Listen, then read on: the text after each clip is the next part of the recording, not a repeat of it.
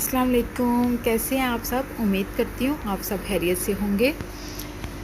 आप सबको मेरी तरफ़ से रमज़ान बहुत बहुत मुबारक हो। और आज हमारा ये जो व्लॉग है वो सहर का है कि हम लोग सहरी किस तरीके से करते हैं, हमारी सहरी की रूटीन क्या है वो मैं आप लोगों के साथ शेयर करने जा रही हूँ इस व्लॉग में। तो यहाँ पे जी सबसे पहले अपने हस्बैंड के लिए मैं पेड़ा तैयार कर रही हूँ। मेरे हस्बैंड खाते हैं वाइट आटा और इसको ना बेलना थोड़ा सा मुश्किल हो जाता है, तो इस तरह 15 मिनट पहले अगर आप इसका पेड़ा बनाकर फ्रिज में रख दें ये सेट हो जाता है, फिर इसको बेलना थोड़ा सा आसान हो जाता है। तो ये मैंने बना लिया है और इसको ऐसा नीचे खुश्क आटा लगा के एक बर्तन में रख दूँगी फ्रिज के अंदर। और यहाँ पे मैं गूँध रही हूँ अपने लिए चक्की का आटा, क्योंकि काफ़ी अरसे से मैंने पराठे छोड़े हुए हैं, मुझसे खाने ही नहीं होती है और इसलिए मैंने अपने लिए ये जो हैं चक्की का आटा मंगवा लिया है और इसका मेरे लिए बन गया और ये अपने लिए गूँध रही हूँ। और साथ में मेरे भाई ने भी आना है आज और वो भी यही जो आटा है वही खाएगा, तो इसलिए थोड़ा सा ज़्यादा गूँध रही हूँ।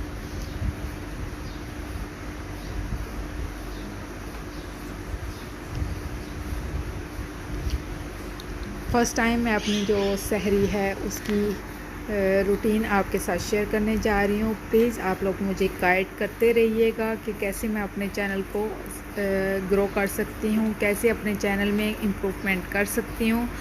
आपसे बेहतर मशवरा मुझे कोई भी नहीं दे सकता, तो इसलिए मुझे आप लोगों ने मशवरा देना है और दिल से मशवरा देना है।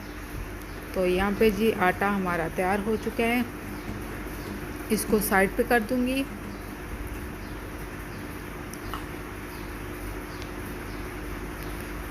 आटा तैयार हो गया, इसको साइड पे कर दिया।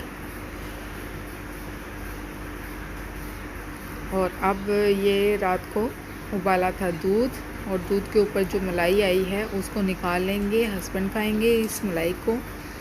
और बाकी जो दूध है ये इसी में पत्ती चीनी डाल के इसकी चाय बना लेंगे। और यहाँ पे क्या हुआ कि हमारी सुबह गैस ही नहीं थी और फिर मुझे जो है दूसरे जो सिलेंडर वाला चूल्हा है उसके ऊपर बाकी चीज़ें बनानी पड़ी थी। चाय भी मतलब गर्म भी नहीं हो रही थी, इस पे इतनी सारी गैस कम थी।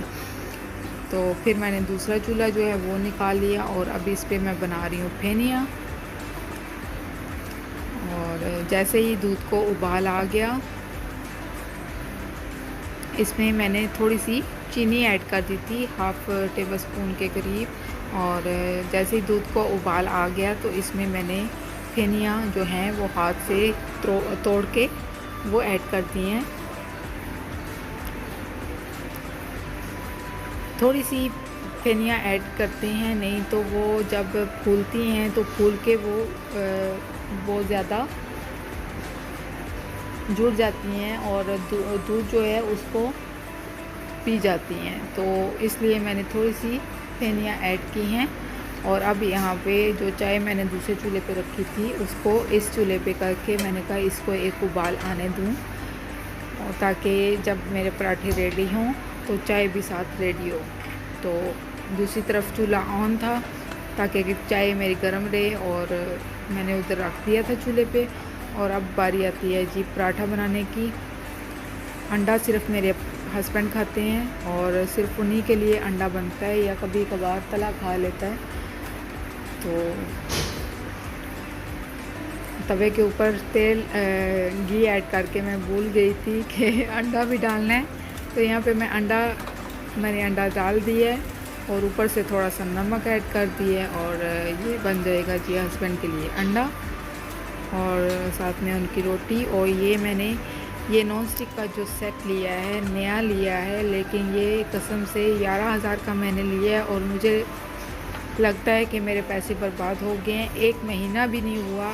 ये जो तवा है, तवा आप देख रहे हैं, इसको मैंने सेकंड टाइम यूज़ किया है।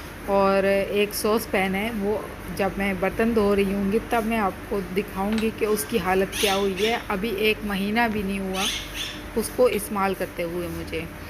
और मेरे पैसे जो हैं वो 11,000 वेस्ट हो गए हैं सिर्फ चैनल के लिए। जो है मैंने लिया है कि मेरे बर्तन ख़राब हैं तो मैं नए ले लूँ। तो जो है बस जब नुकसान होना होता है तो इस तरह हो जाता है। तो अब जी इस तरीके से मैंने घी डाल के इसको पलट लिया है। बहुत बड़ा पराठा बन गया था ये, और बड़ा इसलिए बनाया था कि हस्बैंड जो है वो पेट भर के खाना खा लें।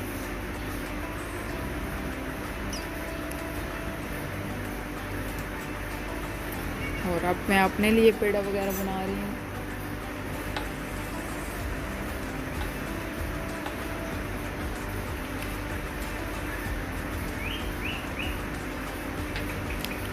और प्लीज़ आप लोग मुझे सजेस्ट करें कि मुझे व्लॉगिंग करनी चाहिए या कुकिंग, और ये भी बताइए कि अगर व्लॉगिंग और कुकिंग दोनों जारी रखूं तो क्या व्लॉगिंग के लिए मुझे अलग चैनल बनाने की ज़रूरत है या नहीं। प्लीज़ आप लोग मुझे ज़रूर गाइड कीजिएगा, और मुझे इस महीने अपनी दुआओं में भी याद रखिएगा, क्योंकि आप लोगों की दुआएं जो हैं ना, मैंने काफ़ी यूट्यूबर्स को देखा है जिनको इतनी ढेर सारी दुआएं मिल रही होती हैं, बहुत ज़्यादा दुआएं मिल रही होती हैं। और मेरा भी दिल करता है कि कोई हो जो मेरे लिए भी दुआ करे, मेरे अपनों के लिए दुआ करे, मेरे अपनों की जो मुश्किलात हैं वो उनकी दुआओं से हल हो जाएं। तो जो है आपसे रिक्वेस्ट है कि अपनी दुआओं में रमज़ान के महीने में मुझे और मेरी फैमिली को भी याद रखिएगा, और मैं भी आप सबको याद रखूँगी अपनी दुआओं में। और यहाँ पे जी पराठा हस्बैंड का बन चुका है।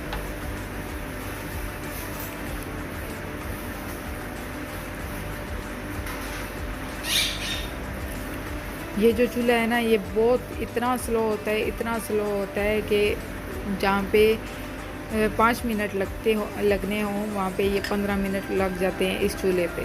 शुक्र है मैं जल्दी उठ गई थी, बल्कि सोई ही नहीं थी रात को मैं, और व्लॉगिंग के चक्कर में पूरी रात सोचती रही हूँ ये करूँगी, लेकिन फिर जो है ना जब टाइम देखा तो 3:15 हो रहे थे, तो मैंने कहा चलो उठ जाती हूँ। और शुक्र है मैं जल्दी उठ गई थी, क्योंकि गैस थी नहीं और इस चूल्हे पे बहुत ज़्यादा मसला हो जाता है। और यहाँ पे जी मैंने लस्सी भी बना ली है, लस्सी के अंदर नमकीन लस्सी बनाई है मैंने, और ये मेरा पराठा भी तैयार हो गया है।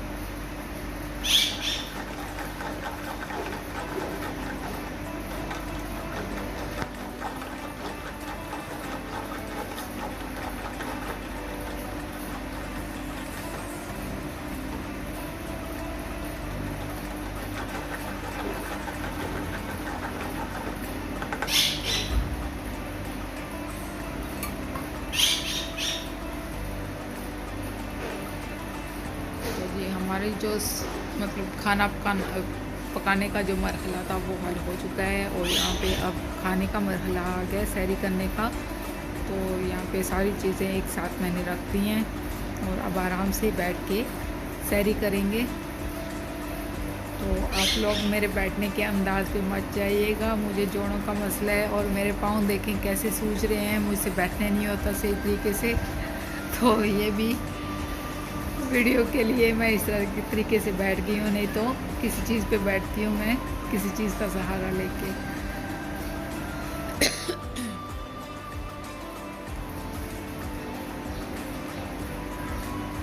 और आप लोगों के लिए मैं अपनी जो इंस्टाग्राम आईडी है उसका लिंक भी दे दूँगी डिस्क्रिप्शन बॉक्स में, उन पर आप मुझे अपनी सजेशंस सेंड कर सकते हैं। और प्लीज़ मुझे अपनी दुआओं में, दोबारा बोल रही हूँ, प्लीज़ दुआओं में ज़रूर याद रखिएगा। ये मेरे जो पाँव हैं ना ये ठीक हो जाएं, ये मुझे किसी साइड पे लगने नहीं देते। अगर मैं सिर्फ एक रेसिपी शूट कर लूँ एक दिन में, तो सिर्फ रेसिपी ही शूट करती हूँ, और फिर उसके बाद मुझसे कोई काम नहीं होता, लेटने भी नहीं होता, इतना ज़्यादा दर्द होता है, ना नींद आती है ना सुकून आता है किसी तरफ। और मतलब काम भी अगर करूं तो एक काम करके फिर बैठ जाती हूं मैं, लेकिन काम तो करना है ना। तो तो कभी कभार जो होता है ऐसा होता है कि कभी नहीं भी होता काम, इसलिए मेरी रेसिपीज़ इतना लेट आती हैं। लेकिन अब मैंने सोचा है कुछ भी हो जाए, मैंने अपने चैनल को चलाना ही चलाना है। तो ये देखिए जी, हमारा जो हमारी सैरी हो चुकी है, खाना वाना खा लिया हमने, और खाना खाते साथ ही हम लोग बर्तन धो देते हैं ताकि वो जो चिकनाई वगैरह है वो जमे ना। और ये यहाँ पे आके मैंने सीखा है, लेकिन अपने घर में नहीं करती थी मैं। यहाँ पे आके यही सब कुछ जो है ना, सैरी अगर करें तो उसके भी साथ ही बर्तन धो देते हैं और अफ्तारी के भी साथ ही धो देते हैं, तो बड़ी आसानी हो जाती है कसम से। तो यहाँ पे मैंने बर्तन भी धो दिए हैं और फिर नमाज़ पढ़ेंगे और सो जाएंगे। आज भाई ने भी आना है, मेरे भाई ने, उससे भी मिलवाऊंगी मैं आपको इंशाल्लाह। अफ्तार का अगर व्लॉग बनाया मैंने तो आपको मिलाऊंगी उससे, और आप लोगों ने उसके लिए भी दुआ करनी है कि मेरा भाई ठीक हो जाए। अपनी रिपोर्ट्स चेक करवाने आया है, आप लोग उसके लिए ज़रूर दुआ कीजिएगा कि उसकी रिपोर्ट्स ठीक आएँ। और ये वो सॉस पैन है जिसकी मैं बात कर रही थी कि मैं एंड पे आपको दिखाऊंगी। ये देखिए, बिल्कुल बारीक जाली का कपड़ा है और बिल्कुल हल्के हाथों से मैं इस पर लेमन मैग से इसको धो रही थी, और शायद दिखाया नहीं है मैंने आपको। एंड पे दिखा देती हूँ मैं आपको इसका रिज़ल्ट, इसका जो है कि इसका क्या हुआ है। सिर्फ एक महीने से भी कम मैंने इसको इस्तेमाल किया है और ये अंदर से ख़राब भी होना शुरू हो गया है।